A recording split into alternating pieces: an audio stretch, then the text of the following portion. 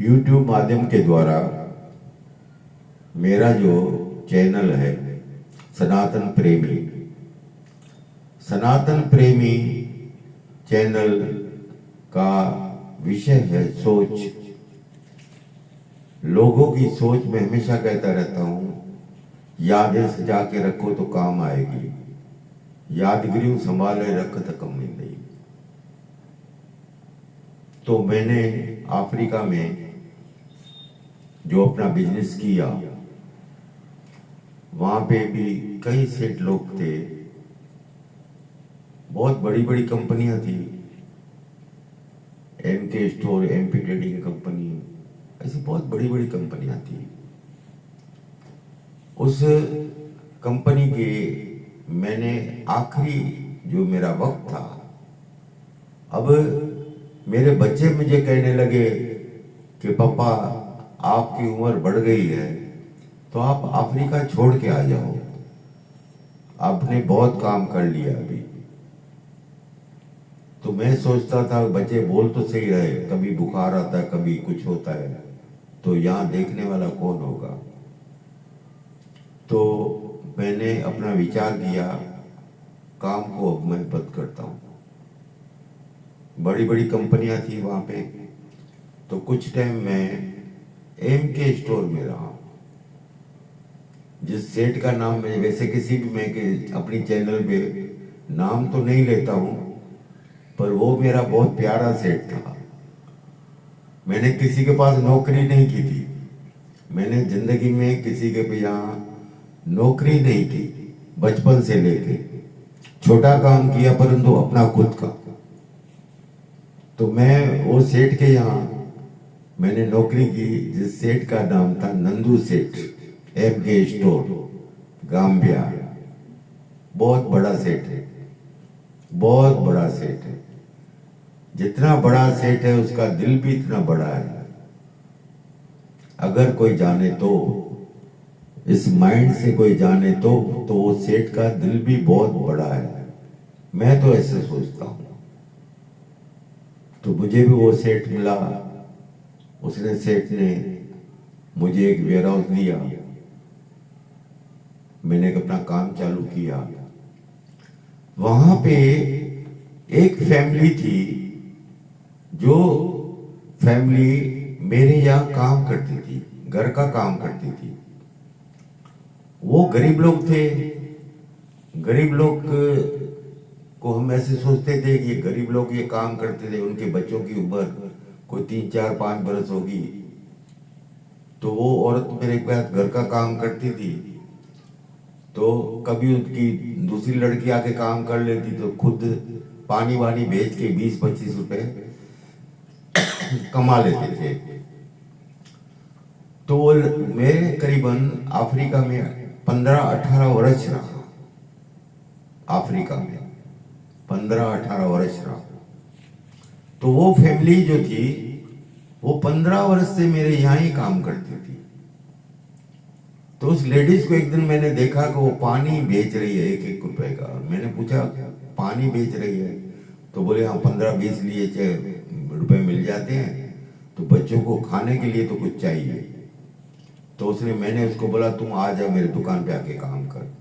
तो नंदू सेठ ने जो मेरे को दुकान दिया, वहां पे उसको मैंने काम पे रख दिया, उसके लड़के को भी काम पे रख दिया। आज उसका लड़का दुबई है, बड़ा हो गया। तो उसके लड़के को काम पे मैंने रख दिया, और उसको बहुत छोटी पगार देने लगा। मैं उसको पगार छोटी देने लगा, पर मैंने उसको बोला था तेरे को पगार मैं बढ़ा के दूंगा। तो उसको जो बढ़ा के पगार देनी थी, तो उसका मैंने एक बैंक अकाउंट खोल दिया। उसको बताया नहीं कि मैंने तेरी पगार बढ़ा दी है, नहीं, मैंने उसको नहीं बताया, पर उसका बैंक अकाउंट खुलवा दिया।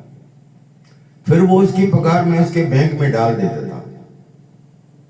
कंपनी ने जो पगार बोला था वही मैं उसको दे रहा था, तो उसके पैसा जमा हो रहे थे। अभी वो गरीब लोग थे, उनके एक मकान जो टूटा फूटा पतरे वाला मकान रहता था। फिर मैंने उनको बोला सेठ से पूछो मेरी पगार बढ़ा लो, तो मैंने उसको वहां पे ऑफिस में भेज दिया।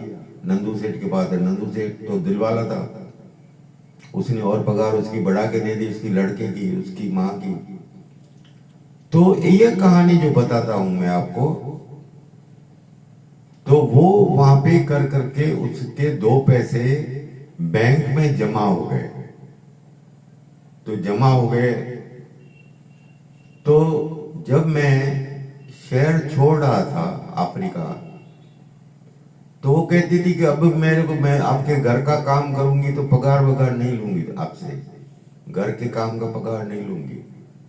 ऐसे उसके विचार थे। थी तो मुस्लिम कंट्री, 5 वक्त वो नमाज पढ़ती थी दुकान पे। और मेरी एक आदत रहती थी, जो भी नमाज पढ़ता है, जब मेरी दुकान थी तब भी उनको मैं बोलता था, ये जो बाजू में मस्जिद है वहां पे जगह नहीं है, तो तुम ये रोड बोर्ड पे नमाज नहीं पढ़ो, ये मेरे दुकान के आगे मैंने सफाई करके रखी, एक जगह बनाई है, वहां पे चटाई बिछा के रखी है, आप इधर आके नमाज पढ़ो, सफाई में नमाज पढ़ दो इधर। तो लोग मेरे दुकान के आगे नमाज पढ़ते थे। अंदर मस्जिद थी मार्केट के अंदर, पर जगह कम थी, तो वो एक के कार्टून लेके उधर ही बिछा के नमाज पढ़ लेते थे। मैं उनको बोलता, ये सफाई की जगह है, यहीं पे आप नमाज पढ़ो।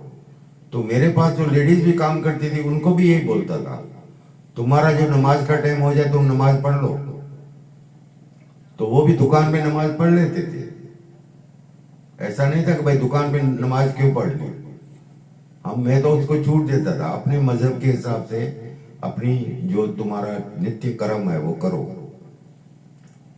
तो वो फैमिली मेरे पास कम से कम 15 बरस 16 बरस तक ने उसने काम किया।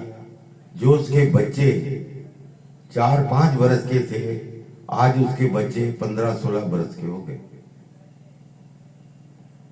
जिसका एक लड़का भी मेरे को दुबई में मिला था। उसकी एक आपको कहानी बताता हूं आगे चल के, कि जो लोग बोलते हैं भाई हिंदू मुसलमान, मुस्लिम कंट्री, ये बातें हमारे माइंड में कभी भी नहीं रही और आज भी नहीं है।